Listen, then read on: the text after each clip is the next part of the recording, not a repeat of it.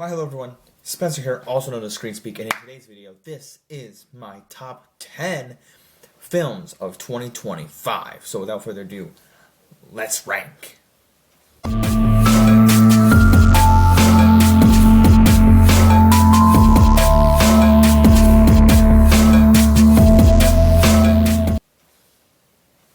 Alrighty everyone, I'm very excited for this video because this is the moment where I am discussing my favorite films. This list isn't the list that that you will agree with, but it's the list that I made, that the films I really enjoyed, the top 10 films I really enjoyed from this year. And I did make a list of the worst films that I watched the 10 films I watched this year, and I will be doing a most anticipated films of next year, as well as a tier list video. You guys might be wondering, why are we seeing this video before the honorable mentions? Well, I haven't seen the rest of the films I wanted to see for my honorable mentions, but you're getting the top 10 films today, so you're getting it. Alright, so let's kick things off here with a nice, spicy, juicy one with Wake Up Dead Man. Number 10 is Wake Up Dead Man, a Knives Out mystery. And this list is pretty chaotic. You guys might think, this is at number 10? Yes. So, unfortunately, two of the films on this list are Netflix films, but they were also put into theaters, which I would have loved to check them out in theaters, but I didn't. I just waited until they were on Netflix, and I definitely enjoyed this one. You know, it's funny because I was a little bit hard. I was talking with my close friend Michael, and I was like, you know what? I was a little bit harsher on this than I needed to be, but the end reveal of the mystery just kind of lost me a tad. But as I'm thinking about it, I'm like, you know, I think upon rewatch, which I have not done yet, I think this serves, it's so much better than Glass Onion, but it also serves to me because my friend Michael was like, yeah, he thinks it's better than the original. I'm like, those are some fighting words, because I've yet to say how I think about it, how I rank the original and Wake Up Dead Man, but I think that there's a level of newness, definitely the church style, the cinematography, and the different types of directions, even the new cast. But the first one was so fresh and new and original that watching that one in Glass Onion before the new one made me go, yeah, that first one is just such a peak movie. But I definitely enjoyed Wake Up Dead Man, and every shining light, especially, kind of no pun intended for, you know, let it shine, like in a church aspect, but I also just love the new mystery and everything about it. And after watching it, it made me go, okay, really good outing, and I'd love to see more. So that's how I feel about Wake Up Dead Man at number 10. Speaking of wanting more, possibly, is Avatar Fire and Ash at my number 9 spot. So I just saw this yesterday, day before recording this video, and I enjoyed it. It wasn't awful. I thought it could have been, you know, a bit shorter, but that's, with all that aside, it is a fantastic movie to experience with your fellow movie fans, and I enjoyed it. The Sully family has a bunch of shining moments. The villain, the military Miles Quaritch character, as well as the new Fire Empress lady.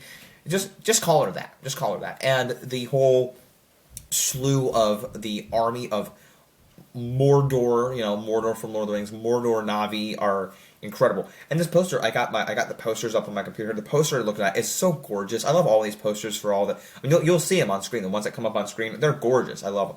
So I love this movie. Again, it could have been shorter. I think the dialogue could have been quicker. Like, not like make the way the characters speak super fast, but make scenes like shorter. Like, I know there's movies like, you know, Killers of the Flower Moon or whatever that are like long scenes, but you don't need us having to stare at a Na'vi face for 10 seconds or 30 seconds. I don't know. It just felt like a little bit longer than it needed to be. Like I said, it's too long. Shrink it down. But you know what else is long? Never mind. Alright, that's at number 9. I definitely enjoyed it. You can watch my review for it on the channel. Next up, number 8 is Predator Badlands.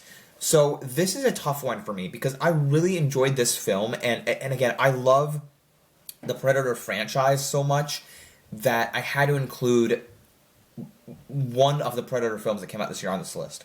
Because there are other movies that are like high profile, like Hamnet or Sentimental Value or this and that. That yes, I've seen those, but I love a good action flick. For instance, Predator Badlands, and this one just took the cake. Now, again, like I said, Predator Killer of Killers was the other one that came out this year, and that was on my half of the year list, the mid-year top 10 video I did. And this film is on this list because I love animation. I thought Killer of Killers was fantastic. But this one is such a streamlined movie from beginning to end. It's not anthology. Not that I hate anthology. But you stick with the same story for the whole movie. I saw this one in theaters, so that also was good.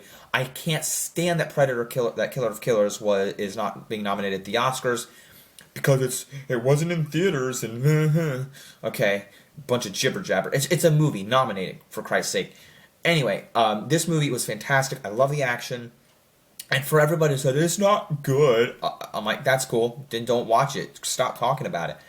Stop being negative about it. Either if you watch the movie, say something good about it, or just don't talk about it. That's how simple that is. But anyway, I love this movie, and another thing, the poster is dope as hell. So that's something to say about it. Again, another thing I love about it is the fact that what Dan Trachtenberg has done with all three of these movies and what he's done outside of Predator is fantastic. And it felt like they were making it like the synths, bringing the synths in from the Alien universe, and then like having the machinery from like the classic, the Aliens movie that I think James Cameron did. To James Cameron, like kind of like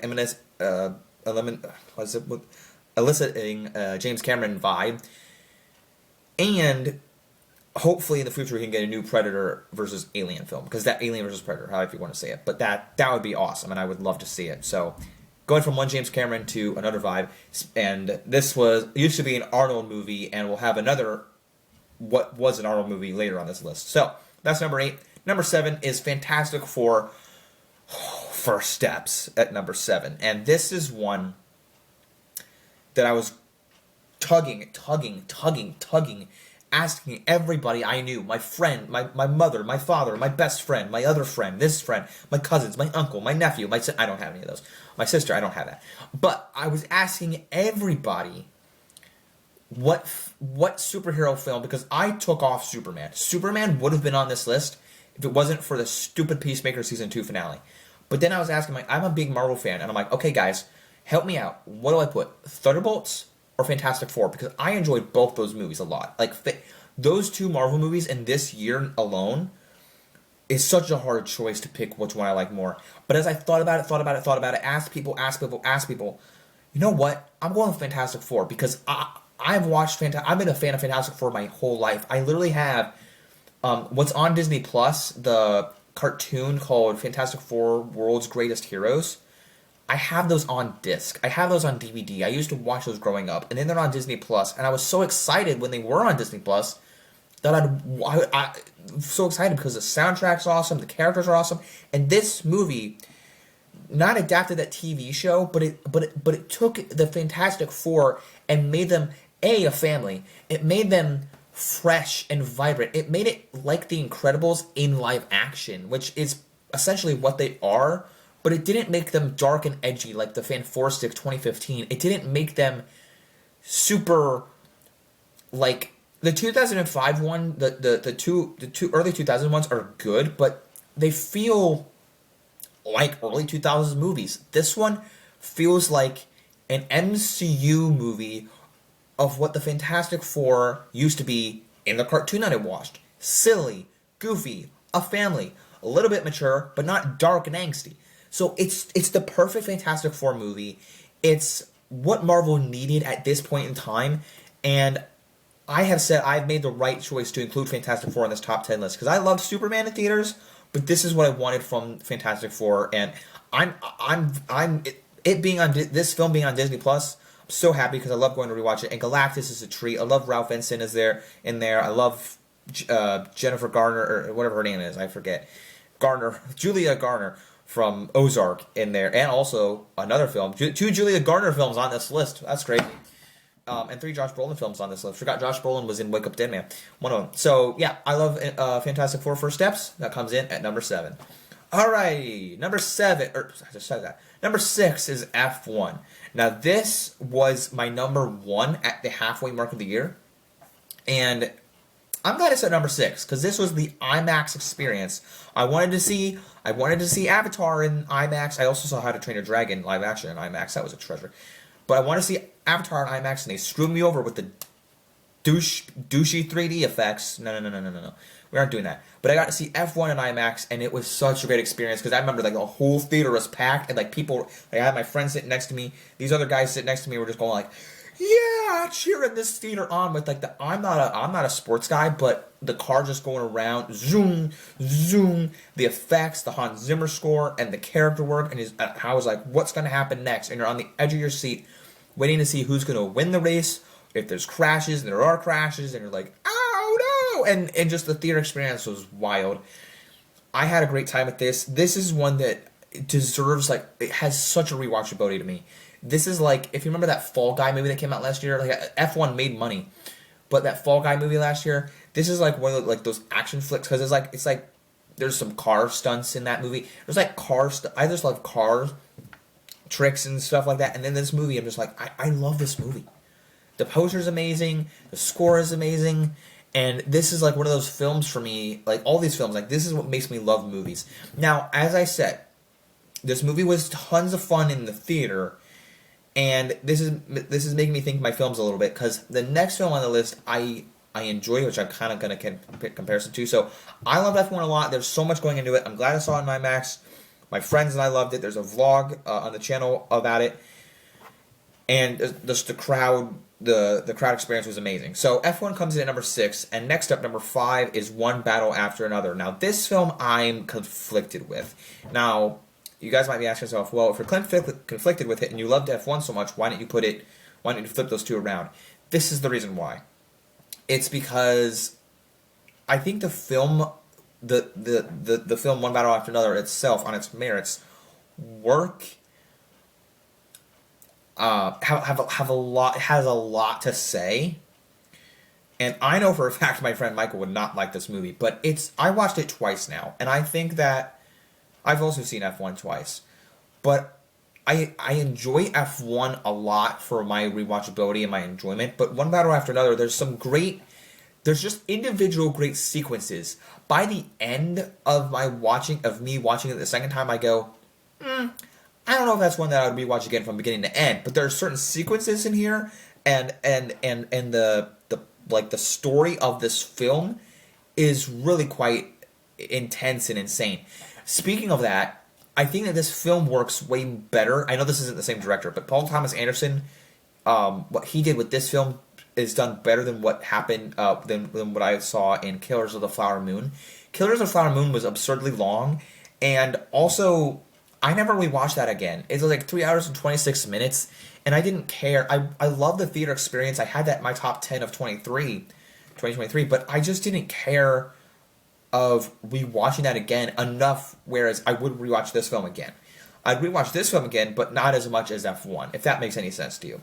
So I definitely enjoyed it. And there's I talked about this in my review, there's like between 20 to 30 minutes where there's like the same piano riff, like similar or something like that, where it just doesn't stop. It like changes, it intercuts between it, and it just keeps going for like 20, 30 minutes. And I loved it. The use of music in this movie is pretty stunning and different compared to anything else I've heard before. I mean, I listen to a lot of soundtracks, but this one was fascinating to say the least. So One Battle After Another comes in at number 5, but again, F1 was really peak. Is more rewatchable for me. All right, number 4 is the next the second Netflix film, which also released in theaters for like a couple weeks. But again, 2 weeks goes by so fast, and I'm like, I'm just gonna wait till I see this on Netflix. This is Frankenstein. This is Guillermo del Toro's Frankenstein, and I love this. Adored this film because I was like, I started to put One Battle After Another at 4, and I'm like, no way.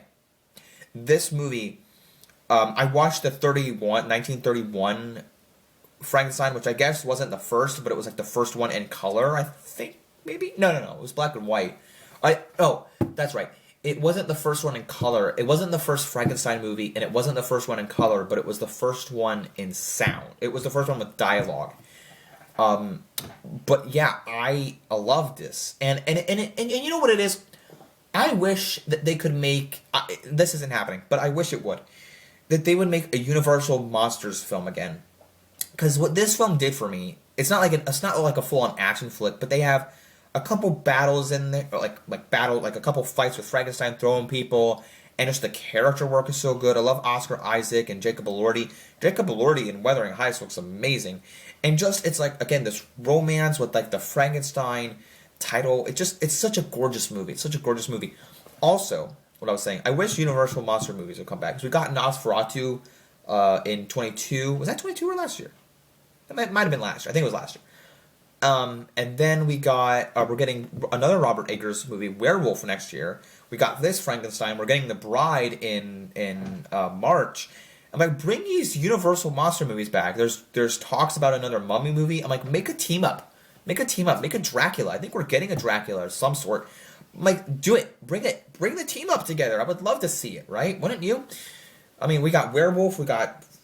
I guess Nosferatu was also a vampire, so we got all these things. Just combine them, man. Just combine them. We got Frankenstein, we got the Mummy, we got Bride, we have Werewolf, and we got it all, man. Let's do it. But I love this film. It's gorgeous. It's a little bit of action, but I love it, and it's up for an Oscar, and I love that. Most of these films are up for an Oscar, not Fantastic Four. Well, up for an Oscar, not Best Picture, but some of these are up for Oscars, and I love that.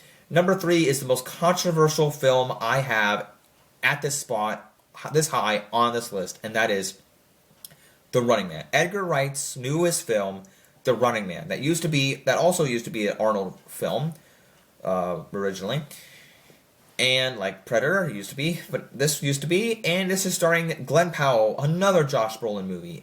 Josh Brolin is in it. Coleman Domingo has Katie O'Brien, I love her, and plenty more people. Lee Pace has Thanos and Ronan the Accuser in this film. I love this film. I love this movie. I've watched it twice. I watched it once in theaters, and I watched it again when it came out on streaming. And again, this isn't my favorite Edgar Wright film. I did make a ranking after this came out of Edgar Wright's films. This is like right in the middle of his movies, but gosh darn it, if you told me if you're negative on this film, that's cool. I applaud you for not liking it, I guess. But I adored this movie. Getting to see it in theaters. My friends were a little bit iffy on it, but that's okay. I just was like, this has to be a top 3 movie for me. I was hoping this was going to probably be my favorite movie of the year with how excited I was about Edgar Wright and the trailers, but it wasn't. But hey, listen, I had to put this in the trilogy, the top 3 for me. I just was like so giddy with joy about like this is what made me love movies. I was saying about F1, like getting to see that in IMAX and getting to just see this movie in the theater alone. Running Man was like so like the again, I'm an action guy. I mentioned it with Predator. The action scenes in this, it felt like okay, not like John Wick, but like the ballerina. You know, like the ballerina that came out this year, like. Just these set pieces are amazing. I had the ballerina in my top 10 at the half of the year. And what Running Man was able to do was just next level. I love the futuristic look as well. I tried to watch the original, and I'm just like, I just feel like this takes it a step up. It does feel tense. It's super tense, and that's kind of what I love about it. And it doesn't have all the Edgar Wright isms that I love and other people love. But hey, I still appreciate that he did the movie. That's all I could say. So Edgar Wright's Running Man 2025 film comes in at number 3. At number 2 is the third Josh Brolin film I have on this list, and the top two on this list are both horror films. Complete. I love horror, and they're amazing. Weapons comes in at number 2. I've never had a horror film. I always try to do a horror movie, and I've never had one this high on this list. Weapons. I need to rewatch this before the end of the year. Oh, God, this movie's so good. When I went and saw this in theater, I was looking at my phone going, okay, what movie should I watch first? the bad guys too or weapons. And I looked at at the theater, the earliest date, like after work. I had work in the summer, and then I was like, okay, should I go see this movie? Looked at weapons, and it was sold out. There was one seat. There was like seats in like the very, very front, like where you have to like look up, and like in the back there were like 2 or 3. And I'm like, I'm going right. By the time I got to the theater, it was sold out. I don't know about the front ones, but in the back where I was, it was sold out. And I'm like, this movie rocked. The way they do like the character chapters is brilliant, and the way they just loop back all around at the end is brilliant. The mystery intrigue, it keeps you on your toes. Like, this is like a mystery like Knives Out. I will say John Wick. Like Knives Out. You're like, okay, what's happening next, and how does this work, and how does this work? Oh, that's how. When it goes to the next character, you're just on your edge of your seat. And the tagline of this movie, like let me read it for you, if you don't know it. Like, you may have saw the poster. Like, last night at 2:17 a.m., every child from Mrs. Gandy's class woke up, got out of bed, went downstairs, opened the front door, walked into the dark, ... and they never came back. It's so mysterious, because I was hearing things. This is the same guy that made Barbarian, and that one for me was like, alright, it's fine. And Weapons came out swinging, dude. Swinging. And I want to see another movie from him. If you guys remember, I mentioned Talk to Me. This isn't trying to change out my video. But I mentioned Talk to Me on my worst movies of the year. And I know that got some praise. But that was from, I love Talk. It's quite the opposite, because I didn't really like Barbarian. I love Weapons. I love Talk to Me. I didn't like Bring Her Back. So it's fascinating how these movies, how these directors have changed my point of view, but I want to see more from... Because Barbarian wasn't awful, but I just kind of thought it was okay by the ending. But Weapons swung, and I want to see more from... What's the director's name? Do we have it on here? It just says from the director of Barbarian. But I would love to see... It's not ringing any bells. But anyway, I'd love to see more of the director who did Weapons and Barbarian, because I think he did a good job with Barbarian as his first film. But I would love to see more. But after Talk to Me, or after Bring Her Back, I'm good from those guys. Alright, that's Weapons for you.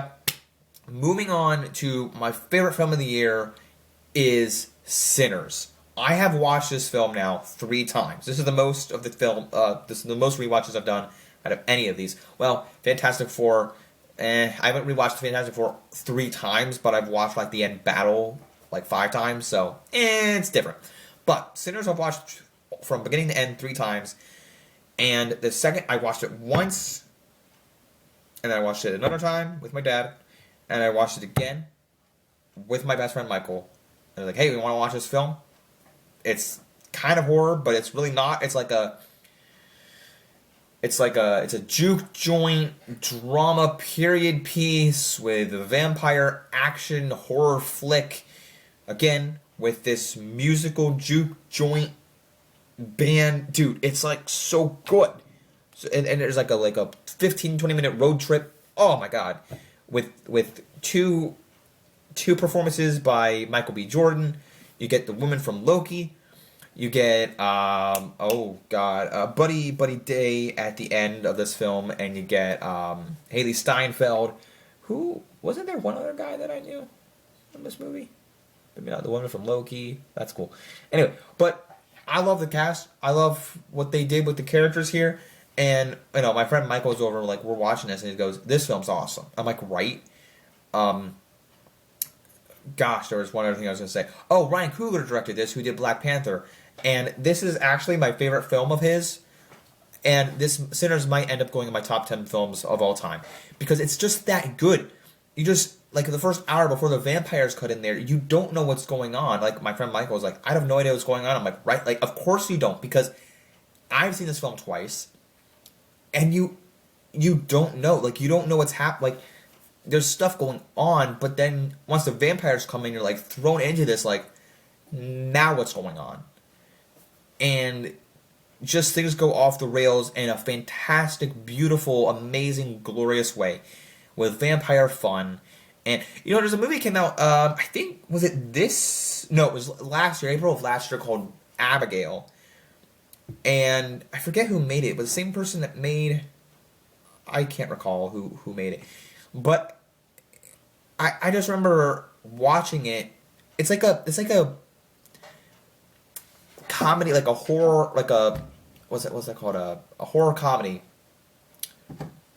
of with vampires, and it wasn't really for me.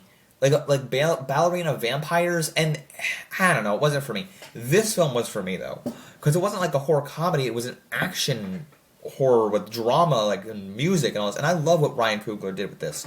And Ryan Coogler, if you're listening, which you're not, please make more movies like this, more original movies like this. I'm not so interested in Black Panther 3. I am so sorry, but Sinners, what Ryan Coogler did with this is amazing. I really hope that this wins Best Picture, but nothing ever works out for me like that. But this film is brilliant. I think it's up for Best Picture, but I am very excited for whatever happens at the Oscars in 2026. And these films brought me so much joy at the movies, and this is what my list is for my top 10 list of 2025. So I hope you guys enjoyed this list. Let me know what you thought of these films in the comments below, and do you agree with my picks? Do you not agree with my picks? Let me know how you would rank, if you have any of these films on your list, or if your list is different. You got any other films that I did not talk about? Let me know in the comments below. As well, I got my top 10 most anticipated list for films of next year coming up. Got my most anticipated, or not most anticipated, I just said that. My honorable mentions tier list video coming out very soon before the end of the year, as long as I get to watch the rest of the four movies I have to watch this year. Don't forget to leave a like, subscribe, follow me. Don't forget to keep calm, watch screen. Peace out, everyone. Bye.